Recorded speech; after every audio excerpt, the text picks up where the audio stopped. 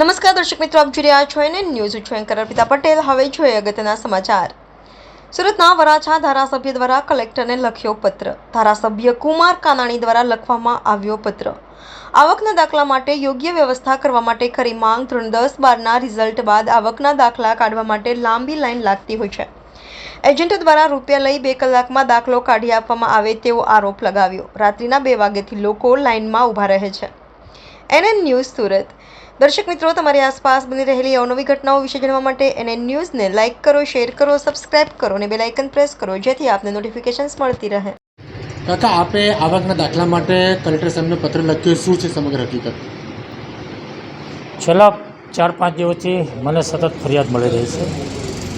ત્યાં આવકના દાખલા અને જાતિનું પ્રમાણપત્ર કાઢવા માટે ખૂબ જ મોટા પ્રમાણમાં લાંબી લાઈનો લાગી છે અને લોકો મોડી રાત્રે વહેલા 2 વાગે, 3 વાગે, 4 વાગે લોકો લાઈનમાં ઊભા રહી જાય।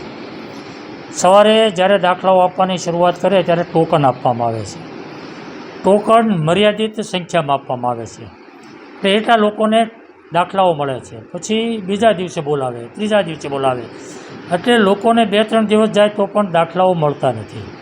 અને એટલા માટે મેં પત્ર લખ્યો છે કલેક્ટરશ્રીને કે કોઈક એવી વ્યવસ્થા ઊભી કરવામાં આવે કે જે લોકો આવકના દાખલા કે જાતિનું પ્રમાણપત્ર કઢાવવા માટે આવે અને અરજી કરે, ફોર્મ ભરે, તો એને આજને આજ તાત્કાલિક દાખલો મળી જાય એવી વ્યવસ્થા કરવા માટેની મેં માગણી કરી છે।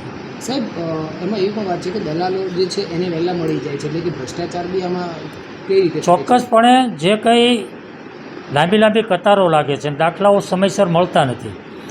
આપણે સૌ જાણીએ છીએ કે વિદ્યાર્થીઓના રિઝલ્ટો આવે છે, પછી શાળાઓની, કોલેજની અંદર તારીખો હોય છે, એ દરમિયાન એને આધાર પુરાવા તરીકે આવકના દાખલા અને જાતિના પ્રમાણપત્ર મૂકવાના હોય છે અને સમયસર મળતા નથી।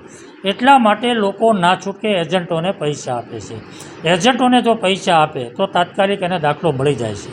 એટલા માટે મેં માગણી કરી છે કે એજન્ટને પ્રથામાંથી શોષણ દૂર થાય, એજન્ટોની પ્રથામાંથી લોકો બહાર નીકળી શકે અને લોકોની મુશ્કેલી દૂર થાય, લાઇનમાં ઊભા ન રહેવું પડે। આ ધોમ ધડકા તાપની અંદર લોકો લાઇનમાં ઊભા રહે, વહેલી સવારે મોડી રાતે લોકો લાઇનમાં ઊભા રહે, લાંબી કતારો લાગે, લોકો પોતાનો નોકરી ધંધો છોડીને લાઇનમાં ઊભા રહે।